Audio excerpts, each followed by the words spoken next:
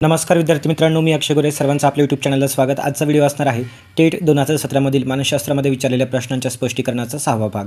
तर आत्तापर्यंत आपण प्रत्येक प्रश्नांच्या 4 पर्यायांचं स्पष्टीकरण करून अभ्यास केलेला आहे. PDF नोट्सच्याद्वारे आपण अभ्यास केलेला आहे. इथून पुढची ही सिरीज अशीच कंटिन्यू राहणार आहे. सुरुवात करूया. प्रश्न पहिला.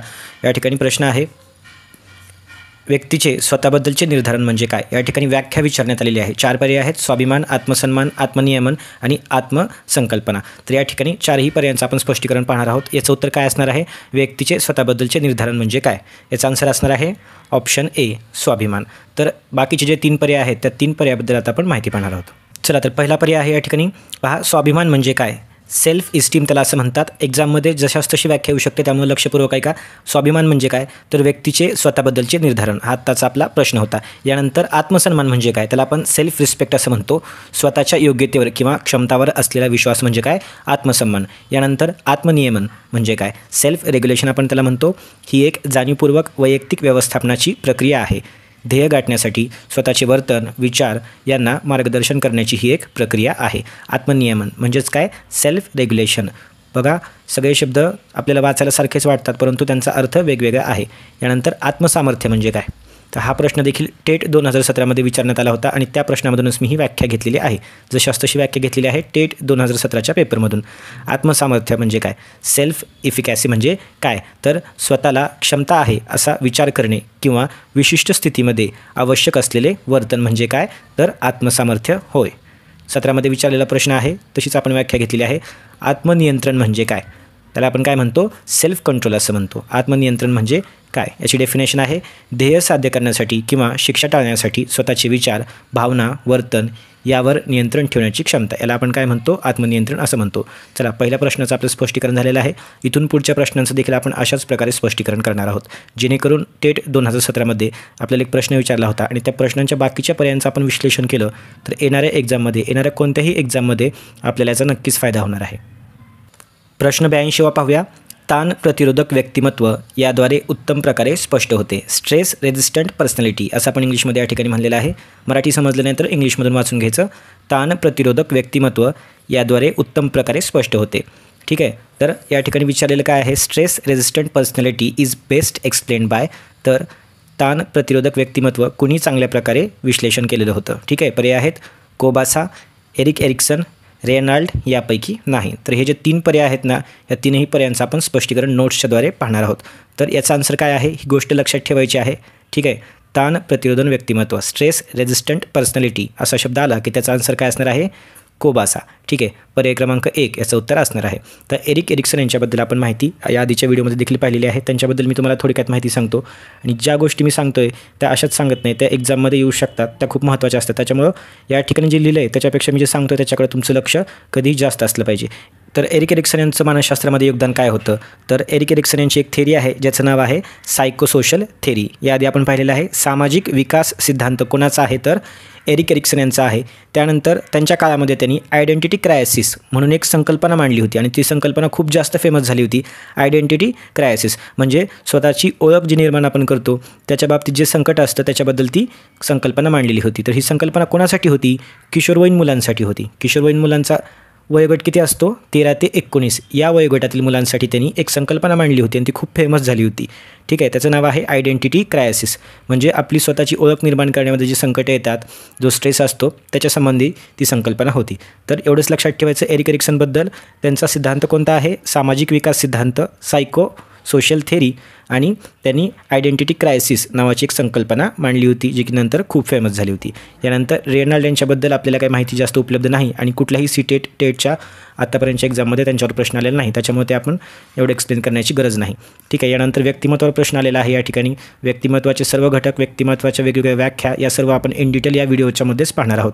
ठीक आहे. व्यक्तिमत्व ही व्यक्तीमधील मानसिक प्रणालीची एक गतिशील संघटना आहे जी तिचे वागणुकीच्या चारित्र्याची रचना ठरवते असे कोणी म्हटले आहे? म्हणजे व्यक्तिमत्वाची या ठिकाणी एक व्याख्या दिलेली आहे. पर्याय 4 दिलेले आहेत. तर या 4 पैकी ही व्याख्या कोणी केलेली आहे असं विचारलेलं आहे. ठीक आहे. हा प्रश्न आहे 2017चा टेटचा. आता यावेळेस जर व्यक्तिमत्वावर प्रश्न आला तर हीच व्याख्या विचारणार आहेत का? ठीक आहे. ही पण विचारू शकतील, परंतु दुसऱ्या कोणीतरी केलेली व्याख्या आपल्याला माहिती असली पाहिजे. व्यक्तिमत्वाचं घटक कोणकोणते आहेत? व्यक्तिमत्वावर परिणाम करणारे अंतर्गत घटक, बाह्य घटक कोणकोणते आहेत? कोणकोणत्या व्यक्तींनी व्यक्तिमत्वाची व्याख्या केलेली आहे? त्या सर्व गोष्टींचा समावेश आपल्या नोट्समध्ये असणार आहे. ठीक आहे, तर याचं उत्तर काय आहे लक्षात ठेवायचं. याचं उत्तर आहे ऑप्शन सी, ऑलपोर्ट. ऑलपोर्ट यांनी केलेली ही व्याख्या आहे जी आपल्याला प्रश्नामध्ये दिसत आहे. यानंतर उरलेल्या तीनही पर्यायांचं स्पष्टीकरण आपण पाहणार आहोत. ठीक आहे, ऑलपोर्ट यांनी जी व्याख्या केली व्यक्तिमत्वाबद्दलची, त्याच्याबद्दल आपण इन डिटेल पाहूया. व्यक्तिमत्वाचे घटक, व्यक्तिमत्वाबद्दल देखील आपण माहिती पाहूया. परंतु आता उरलेले जे 3 पर्याय आहेत त्यांच्याबद्दल मी तुम्हाला माहिती सांगतो. तर जे.पी. दास कोण होते? पहिला पर्याय आहे. तर जे.पी. दास कोण आहेत? तर एक इंडो कॅनेडियन शैक्षणिक मानसशास्त्रज्ञ आहेत जे.पी. दास. ज्यांनी काय केलेलं आहे, त्यांचं कार्य काय आहे? पास नावाची थेरी त्यांची आहे. पास थेरी ऑफ इंटेलिजन्स, हे लक्षात ठेवायचं. जे.पी. दास यांची कोणती थेरी आहे? PASS theory of intelligence. ही खूप फेमस थेरी आहे. तर त्यांची ही थेरी या ठिकाणी काम करत असताना त्यांच्यासोबत कोण होतं? तर या ठिकाणी नागलेरी हे जे आहेत ऑप्शन 4मध्ये ते देखील त्यांचेच सहकारी आहेत. आणि त्या दोघांचं दास नागलेरी कॉग्नेटिव्ह असाइनमेंट अशी एक या ठिकाणी एक त्यांचा एक प्रकल्प आहे, एक त्यांची संकल्पना आहे. दास आणि नागलेरी हे सोबत काम या ठिकाणी त्यांनी केलेलं आहे. आणि दास नागलेरी कॉग्नेटिव्ह असाइनमेंट, कॉग्नेटिव्ह म्हणजे काय? संज्ञानात्मक. ठीक आहे, तर दास यांचं कोणती आहे थेरी?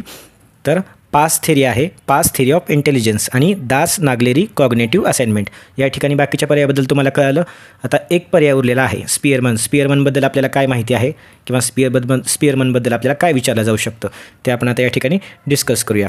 ठीक आहे, तर स्पियरमन त्यांचं नाव काय होतं? चार्ल्स स्पियरमन हे नाव त्यांचं होतं. चार्ल्स स्पियरमन यांच्याबद्दल आपण माहिती पाहतोय. तर त्यांचा द्विघटक सिद्धांत होता. 2 घटक सिद्धांत जो होता तो कुणाचा होता? Charles Spearman. या आधीच्या व्हिडिओमध्ये आपण पाहिलेला आहे. तुम्ही जर लक्ष देऊन व्हिडिओ पाहिला असता त्याच्यामध्ये तुमच्या आता लक्षात येऊन गेलं असतं. ठीक आहे, त्या PDF नोट्स मी अक्षय गोरे यूट्यूब हे आपल्या टेलिग्राम चॅनलला अपलोड केलेल्या आहेत. त्या ठिकाणी डाउनलोड करून घ्या आणि त्या रीड करा. तर चार्ल्स स्पियरमन यांनी द्विघटक सिद्धांत मांडला होता.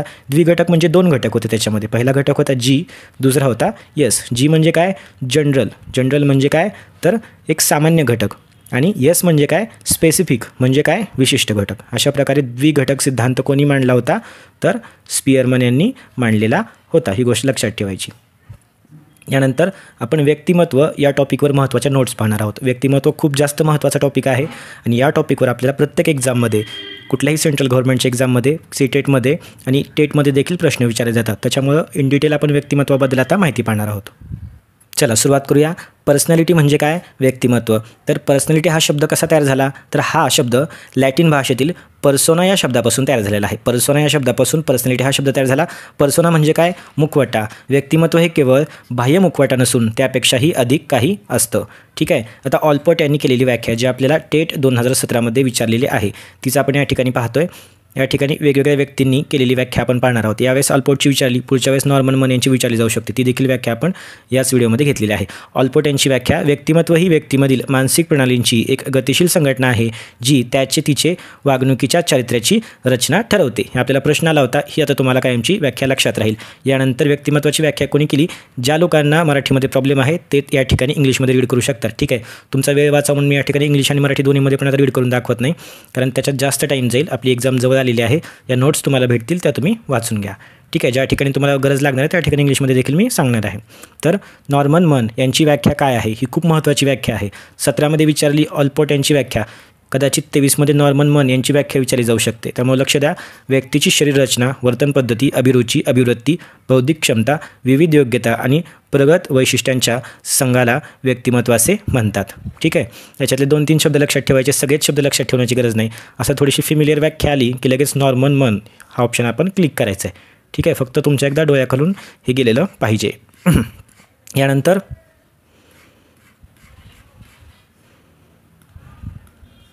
मॉर्टन प्रिन्स यांची व्याख्या काय आहे? तर व्यक्तिमत्व म्हणजे व्यक्तीच्या जैविक मनोवृत्ती, स्वभाव वैशिष्ट्ये, उर्मी, सहज प्रवृत्ती आणि अनुभवाने संपादित केलेल्या मनोवृत्ती आणि स्वभाव वैशिष्ट्ये यांचा समुच्चय होय. ठीक आहे, ही एक व्याख्या नोट डाऊन करून घ्या, स्क्रीनशॉट काढून घ्या.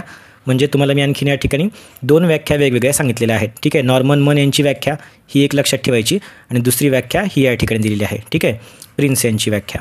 ठीक आहे, 2 व्याख्यापैकी एक्झामला कोणतीही व्याख्या विचारली जाऊ शकते. यानंतर व्यक्तिमत्व विकासावर परिणाम करणारे घटक खूप महत्त्वाचं आहे एक्झामच्या दृष्टीनं.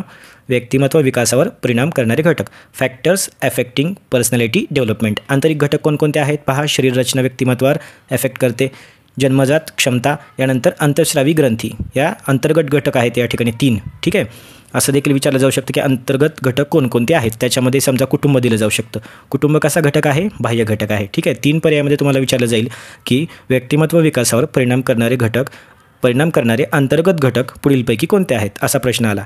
त्याच्यामध्ये पर्याय पहिला शरीररचना, दुसरा जन्मजात क्षमता, तिसरा अंतःस्रावी ग्रंथी आणि चौथा असणार आहे कुटुंब किंवा शाळा. तर त्याच्यामधून आपण समजून जायचं की कुटुंब किंवा शाळा हे कसे घटक आहेत? बाह्य घटक आहेत. ठीक आहे, या आधीच्या एक्झाममध्ये किंवा जे प्रश्नसंच असतात त्याच्यामध्ये अशा प्रकारचे प्रश्न तुम्ही पाहिले असतील. बाह्य घटक कोणकोणते आहेत? तर व्यक्तिमत्व विकासावर परिणाम करणारे बाह्य घटक कोणकोणते आहेत हे आपण आता पाहतोय. बाह्य घटक आहेत कुटुंब, शाळा, समवयस्क गट, शेजार, मित्र आणि समाज. एवढं लक्षात ठेवायचं. त्यानंतर थेअरी ऑफ मल्टिपल इंटेलिजन्स याच्याबद्दल आपण पुढच्या प्रश्नामध्ये माहिती पाहूया ज्यावेळेस तो प्रश्न येईल. तर 83व्या प्रश्नाचं आपल्याला उत्तर भेटलेलं आहे. याचं उत्तर आहे ऑप्शन सी, ऑल्पर्ट यांची ही व्याख्या आहे. यानंतर प्रिन्सिपल ऑफ सायकोलॉजी हे याचे शीर्षक आहे. खूप महत्त्वाचा प्रश्न आहे. ऑप्शन ए संपादित चिंता या विषयावरील पहिले पुस्तक, बी आहे मानसशास्त्र या विषयावरील पहिले पुस्तक, सी आहे मानसशास्त्रावरील शेवटचे प्रकाशित पुस्तक हिल 8. ठीक आहे, आणि डी आहे वरीलपैकी नाही. तर याचा आन्सर लक्षात ठेवायचं. प्रिन्सिपल्स ऑफ सायकोलॉजी हे जे पुस्तक आहे हे मानसशास्त्रातील पहिलं पुस्तक आहे. मानसशास्त्र या विषयावरील पहिलं पुस्तक कोणतं आहे? Principle of psychology. खूप महत्त्वाचा प्रश्न आहे, लक्षात ठेवायचा. या प्रश्नाबद्दल आणखीन म्हणजे हे पुस्तक कोणी लिहिलं होतं, त्याचे रायटर कोण आहेत? तर ते आहेत विल्यम जेम्स. 1890मध्ये हे पुस्तक लिहिलं होतं, मानसशास्त्रातील पहिलं पुस्तक. ठीक आहे, principles of psychology William James यांचं पुस्तक आहे. 1890मध्ये लिहिलं होतं. एवढी माहिती तुमच्यासाठी इनफ आहे. ठीक आहे, यानंतर पुढचा प्रश्न पाहू. शिकवणे म्हणजे काय? शिकवणे म्हणजे काय? पर्याय दिलेले आहेत पहा. परस्पर प्रभावाची कला, शिकण्याचे मार्गदर्शन किंवा दिशा, मजबूतीकरणाच्या आकस्मिकताची सुव्यवस्था. याचं उत्तर आहे वरीलपैकी सर्व. सोपा प्रश्न आहे, वरीलपैकी सर्व करून यायचे. बाल्यावस्थेतील हिंसा यांचा परिणाम काय असू शकतो? घरगुती हिंसा, बालशोषण, बालपणाची दादागिरी. याचं उत्तर काय असणार आहे? वरीलपैकी सर्वच असणार आहे. अशा प्रकारच्या प्रश्नांचं उत्तर वरीलपैकी सर्वच असतं. आत्तापर्यंत आपण 15 ते 20 प्रश्न घेतले असतील, सगळ्यांचं उत्तर वरीलपैकी सर्वच आहे. ज्या ठिकाणी ऑप्शन थोडा ओळखीचा वाटला, वरीलपैकी सर्व करून यायचं. ठीक आहे, बहुविध बुद्धिमत्ता सिद्धांत कोणी मांडला? बहुविध बुद्धिमत्ता सिद्धांत कोणी मांडला? खूप महत्त्वाचा प्रश्न आहे. डार्विन, क्रेग, हावर्ड गार्डनर यापैकी नाही. याचा आन्सर लक्षात ठेवा. बहुविध बुद्धिमत्ता सिद्धांत किंवा त्याला बहुबुद्धी सिद्धांत असं देखील म्हणतात. 2 शब्द आहेत त्याला, आणि त्याचं उत्तर असणार आहे हावर्ड गार्डनर. लक्षात ठेवा, हावर्ड गार्डनर यांनी बहुविध बुद्धिमत्ता सिद्धांत मांडला. तो सिद्धांत काय होता याच्याबद्दल इन डिटेल आपण माहिती पाहूया. त्याच्या आधी उरलेल्या 2 पर्यायांचं आपण स्पष्टीकरण पाहूया. डार्विन यांच्याबद्दल आपल्याला काय प्रश्न येणार एक्झाममध्ये विचारला जाऊ शकतो आणि क्रेग यांच्याबद्दल काय विचारला जाऊ शकतो हे देखील आपण आता पाहणार आहोत. तर डार्विन कोण होता? पर्याय ए मधला डार्विन कोण होता? तर तो कोण होता? एक जीवशास्त्रज्ञ होता. त्याला आपण काय म्हणतो? उत्क्रांतीवादाचा जनक असं म्हणतो. त्याची एक थेरी होती जी सांगत होती की सक्षम असेल तो जगेल, म्हणजे स्ट्रॉंगेस्ट विल सर्वाईव्ह. म्हणजे नैसर्गिक निवडीचा सिद्धांत जो मांडला तो डार्विन यांनी मांडलेला होता. हे आपण वाचलेलं असणार आहे. सक्षम असेल ते जगतील, स्ट्रॉंगेस्ट विल सर्वाईव्ह. तर उत्क्रांतीवादाचा जनक कोण आहे? डार्विन आहे. त्याचा सिद्धांत कोणता होता? नैसर्गिक निवडीचा सिद्धांत होता. ठीक आहे, यानंतर क्रेग यांच्याबद्दल माहिती घेऊ. क्रेग कोण होते? तर भाटिया आणि क्रेग या दोघांनी मिळून एक पुस्तक लिहिलेलं होतं जे की भारतातील नर्ससाठी होतं. ठीक आहे, भाटिया आणि Craig's elements of psychology and mental hygiene of nurses of India असं त्या पुस्तकाचं नाव होतं. ठीक आहे, पुस्तकाचं नाव काय आहे? Bhatia and Craig's elements of psychology and mental hygiene of nurses of India, मानसशास्त्र व मानसिक स्वच्छतेचे घटक असं त्या पुस्तकाचं नाव होतं. क्रेगसोबत कोण आहे? भाटिया. हा देखील शब्द लक्षात ठेवायचा. ठीक आहे, त्यांच्याबद्दल आपल्याला एवढी माहिती आहे आणि तेच तुम्ही लक्षात ठेवायचे. हायजीन हा शब्द लक्षात ठेवा क्रेगसाठी. ठीक आहे, मानसिक स्वच्छतेचे घटक. यानंतर हावर्ड गार्डनर याच्याबद्दल आपण माहिती पाहिलेली आहे. बहुविध बुद्धिमत्तेचा सिद्धांत. याचं आपलं उत्तर असणार आहे पर्याय क्रमांक 3. तर आता हावर्ड गार्डनर यांच्या बहुविध बुद्धिमत्तेचा सिद्धांत काय होता, त्याचे किती घटक होते याच्याबद्दल इन डिटेल माहिती आपण आता पाहणार आहोत. चला, थेरी ऑफ मल्टिपल इंटेलिजन्स बहुबुद्धी सिद्धांत हा सिद्धांत कोणाचा आहे? हॉवर्ड गार्डनर यांचा आहे. ठीक आहे, he is an American cognitive psychologist. Is का म्हणले? कारण ते आणखीनही जिवंत आहेत. ठीक आहे, 80 वर्षाचे तरुण आणखीन ते आहेत. हे एक अमेरिकन संज्ञानात्मक मानसशास्त्रज्ञ आहेत. या ठिकाणी एक प्रश्न मला आठवतो, हे कुठले आहेत? अमेरिकन संज्ञानात्मक मानसशास्त्रज्ञ आहेत. आपल्याला याच्या आधी एक प्रश्न आला होता बघा पियाजेबद्दल 2017च्या टेटच्या एक्झाममध्ये. या आधीच्या व्हिडिओमध्ये तुम्ही पाहिलं असेल की टेट, तर आपल्याला टेटमध्ये काय विचारलं होतं की पियाजे कोणत्या देशाचा आहे? तर त्याचं उत्तर होतं स्विस. स्विस उत्तर होतं. SWIS Swiss. स्विस म्हणजे कोणता देश? स्वित्झर्लंड. ठीक आहे, यानंतर मी तुम्हाला सांगितलं होतं आणखीन 2 व्यक्तींची नावं लक्षात ठेवा. कोहलबर्ग यावेळेस येऊ शकतो. कुठल्या देशाचा आहे? कोहलबर्ग कुठला आहे? अमेरिकेचा. वायगॉत्स्की लक्षात ठेवायचा. या तिघांशिवाय सायकोलॉजी पूर्ण होऊ शकत नाही. कोहलबर्ग अमेरिकेचा, वायगॉत्स्की कुठला आहे? रशियाचा आणि पियाजे कुठला आहे? स्विसचा. यानंतर आपल्याला आणखीन एक जण भेटलेले आहे जे आहे हॉवर्ड गार्डनर. ते कुठल्या देशाचे आहेत? तर ते अमेरिकेचे आहेत. हे लक्षात ठेवायचं. या चौघांची नावं लक्षात ठेवा. 4 पैकी एक प्रश्न एक्झामला येऊ शकतो. ते एक अमेरिकन संज्ञानात्मक मानसशास्त्रज्ञ आहेत. त्यांनी बहुविध किंवा बुद्धी सिद्धांत संकल्पना त्यांच्या फ्रेम्स ऑफ माइंड, त्यांचं पुस्तक कोणतं आहे? फ्रेम्स ऑफ माइंड हे त्यांचं पुस्तक आहे. हॉवर्ड गार्डनर यांचं पुस्तक कोणतं? Frames of mind. या पुस्तकामध्ये त्यांनी ही संकल्पना मांडलेली होती. तर एक गोष्ट लक्षात ठेवायची, त्यांनी 8 प्रकारच्या बुद्धिमत्ता सांगितल्या होत्या. 8ही नावं लक्षात ठेवण्याची अजिबात आवश्यकता नाही. तुम्हाला फक्त माहिती असावं म्हणून ही माहिती मी एकत्रित केलेली आहे. ठीक आहे. ही माहिती एकत्रित करायला खूप जास्त टाईम जातो. नंतर त्याचं ट्रान्सलेशन करायला मराठी आणि इंग्लिशमध्ये. तरी देखील तुम्हाला कन्सेप्ट क्लिअर व्हाव्या यासाठी मी सगळी माहिती एकत्रित केलेली आहे. या नोट्सचा फायदा करून घ्या. डाउनलोड करा, रीड करा. येणाऱ्या एक्झाममध्ये कोणतीही एक्झाम असू द्या, मानसशास्त्र विषय त्याच्यामध्ये असला की या नोट्समधले प्रश्न येणार म्हणजे येणारच. त्याच्यामध्ये काही डाऊट नाही. त्यांनी 8 प्रकारच्या बुद्धिमत्ता सांगितल्या होत्या. हॉवर्ड गार्डनर यांच्याबद्दल बोलतो आहे आपण. 8 प्रकारच्या बुद्धिमत्ता सांगितल्या होत्या. वाचून घ्या. भाषिक, तार्किक, संगीत, अवकाशीय बुद्धिमत्ता, यानंतर शारीरिक किंवा किनेस्थेटिक बुद्धिमत्ता, आंतरवैयक्तिक बुद्धिमत्ता आणि नैसर्गिक बुद्धिमत्ता. ठीक आहे. आणि आणखीन काय? Intrapersonal intelligence. ठीक आहे. इंट्रापर्सनल म्हणजे काय? व्यक्तीमधील. ठीक आहे. तर अशा प्रकारे फक्त एकदा डोळ्या खालून जाऊ द्या. फक्त लक्षात काय ठेवा की त्यांनी किती प्रकारच्या बुद्धिमत्ता सांगितल्या होत्या? 8 प्रकारच्या. असाच प्रश्न येणार आहे. तुम्हाला काही एक नावं विचारणार नाहीत. इतकं इन डिटेलमध्ये जाणार नाही. ही काही UPSCची एक्झाम नाही. त्याच्यामुळं तुम्हाला काय विचारतील की त्यांनी किती प्रकारच्या बुद्धिमत्ता सांगितल्या होत्या हॉवर्ड गार्डनर यांनी. ठीक आहे. तर 8 प्रकारच्या बुद्धिमत्ता सांगितलेल्या आहेत. त्यांचं पुस्तक कोणतं आहे? Frames of mind. Howard Gardner तुम्हाला आता कायमचे लक्षात राहतील. आणखीनही जिवंत आहेत. 80 वर्ष वय आहे. ठीक आहे. यांच्याबद्दल माहिती पाहूया आपण. बहुबुद्धी सिद्धांत कोणी मांडला? हॉवर्ड गार्डनर यांनी मांडला. ते कोण आहेत? एक अमेरिकन मानसशास्त्रज्ञ आहेत. फ्रेम्स ऑफ माइंड हे त्यांचं पुस्तक आहे आणि त्यांनी 8 प्रकारच्या बुद्धिमत्ता सांगितलेल्या आहेत. या 4 वाक्यापैकी एक वाक्य जर त्यांच्यावर प्रश्न आला तर हे वाक्य त्याच्यामध्ये असणारच आहे. आता 88वा प्रश्न पाहू. प्रतिगमन ही मानसशास्त्रीय संरक्षण यंत्रणा आहे. A खरे आहे, B खोटे, C निश्चित नाही, D सांगता येणार नाही. त्याचं उत्तर काय आहे? प्रतिगमन ही मानसशास्त्रीय संरक्षण यंत्रणा आहे का? याच्यावर एक इन डिटेल व्हिडिओ मी बनवलेला आहे ऑलरेडी. संरक्षण यंत्रणा त्याला आपण काय म्हणतो? Defence mechanism. याच्यावर इन डिटेल एक व्हिडिओ आहे. त्याची लिंक मी तुम्हाला डिस्क्रिप्शनमध्ये किंवा हा व्हिडिओ संपल्यानंतर मी तुम्हाला लिंक देतो. ठीक आहे. तर संरक्षण यंत्रणेचा एक प्रकार म्हणून प्रतिगमन ही मानसशास्त्रीय संकल्पना आहे का असं आपल्याला विचारलेलं आहे. ठीक आहे. प्रतिगमन ही मानसशास्त्रीय संरक्षण यंत्रणा आहे. त्याच्यामुळे उत्तर काय असणार आहे? खरे असणार आहे. तर या ठिकाणी लक्षात घ्या, प्रतिगमन म्हणजे काय, त्याची व्याख्या काय आहे. तर त्याला आपण काय म्हणतो? इंग्लिशमध्ये एकदा वाचून घ्यायचं, रिग्रेशन. मग तुमच्या लक्षात येऊ शकतं हे काय आहे. तर आपल्या मनामध्ये, ठीक आहे, आपल्या मनामध्ये कुठल्याही प्रकारच्या विचार नाही, वासना नाहीत असं दाखवणे म्हणजे काय? तर रिग्रेशन. ठीक आहे. आपल्या सामाजिक प्रतिष्ठेला धक्का बसेल असे विचार, वासना दाबून टाकण्याचा प्रयत्न व्यक्तीकडून होत असतो. त्याला काय म्हणायचं? रिग्रेशन असं म्हणायचं. तर आपल्या मनामध्ये कुठलीही वासना नाही, कुठलेही विचार नाहीत असं आपण दाखवतो, त्याला काय म्हणायचं? रिग्रेशन असं म्हणायचं. आणखीन कोणकोणते डिफेन्स मेकॅनिझम आहेत, संरक्षण यंत्रणा आहेत? तर समर्थन आहे, प्रक्षेपण आहे, दिवास्वप्न आहे, त्यानंतर प्रतिपूरण आहे, विस्थापन, आत्मताडन, तादात्मीकरण आणि बौद्धिकीकरण. अशा प्रकारचे आणखीन 2-3 प्रकारचे डिफेन्स मेकॅनिझम आहेत. ते काय आहेत ते इन डिटेलमध्ये पाहण्यासाठी आपल्या मानसशास्त्र विषयाची प्लेलिस्ट पाहायची. ठीक आहे.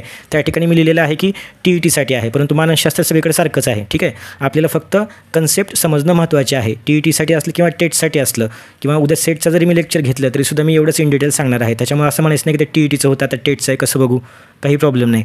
तर तुम्ही तो व्हिडिओ बघून घ्या. त्या व्हिडिओमध्ये तुमच्या सगळ्या कन्सेप्ट्स क्लिअर होतील. आणि डिफेन्स मेकॅनिझमवर 17मध्ये प्रश्न आला आहे, 17मध्ये प्रश्न आला आहे, 23मध्ये देखील 100%च येणार याच्यावर प्रश्न. ठीक आहे. कारण याच्यावर एक प्रश्न आला आहे म्हणजे आता उरलेले जे काही डिफेन्स मेकॅनिझमच्या संकल्पना आहेत त्या तुम्ही वाचल्या पाहिजेत. मी जे आत्ता सांगितल्या, समर्थन, प्रक्षेपण, दिवास्वप्न म्हणजे काय? ठीक आहे. डे ड्रीमिंग असं म्हणतो त्याला. प्रतिपुरण, विस्थापन, आत्मताडन, तादात्मीकरण आणि बौद्धिकीकरण. याच्यापैकी एक आता 23च्या एक्झामला येणार. ठीक आहे. ते तुम्ही एकदा व्हिडिओ बघून घ्या. त्यानंतर मानवांच्या पर्यावरणातील प्रभावाने हे होऊ शकते. काय होऊ शकतं? वायू प्रदूषण, गर्दी होते, ध्वनी प्रदूषण होतं, वरीलपैकी सर्वच होतं. अशा प्रकारे या प्रश्नाला अजिबात वेळ घालवायचा नाही. अल्पवयीनांनी बेकायदेशीर वर्तनात सहभागी होण्यास असे म्हणतात. काय म्हणतात? जेव्हा लहान मुलं मायनर्स असतात ते बेकायदेशीर वर्तनामध्ये सहभागी होतात त्याला काय म्हणतात? बालकांनी केलेले गुन्हे म्हणतात, बालकांनी केलेली बेकायदेशीर कृती म्हणतात, बालगुन्हेगारी म्हणतात, यापैकी नाही. खूप फेमस शब्द आहे हा, बालगुन्हेगारी असं त्याला म्हणतात. तर ठीक आहे, तर आजच्या व्हिडिओमध्ये आपण महत्त्वाचे प्रश्न त्यांचं स्पष्टीकरण पाहिलेलं आहे. तुम्हाला जर व्हिडिओ आवडला असेल तर व्हिडिओला लाईक करा, जास्तीत जास्त मित्रांपर्यंत शेअर करा. असेच व्हिडिओज तुमच्यासाठी घेऊन मी येत राहणार आहे. आणि तुम्हाला व्हिडिओ आवडला असेल तर थोडासा वेळ काढून कमेंट देखील करत जा, म्हणजे मला देखील व्हिडिओ बनवायला थोडंसं प्रोत्साहन भेटणार आहे. भेटूया अशाच पुढच्या व्हिडिओजमध्ये. इथून पुढचे सर्व व्हिडिओज हे 2017मधील प्रश्नांच्या स्पष्टीकरणाचे असणार आहेत. येणाऱ्या एक्झामच्या आधी सगळं सिलेबस तुमचा कव्हर होऊन जाणार आहे. त्यामुळं येणाऱ्या एक्झाममध्ये कोणते प्रश्न येतील हे देखील आपण आधीच गेस करू शकतो आणि आपल्याला बाकीच्या विषयांसाठी वेळ शिल्लक राहणार आहे. बाकीच्या विषयावर फोकस करा, मानसशास्त्र विषय आपण करू. भेटूया पुढच्या व्हिडिओमध्ये. Thank you so much.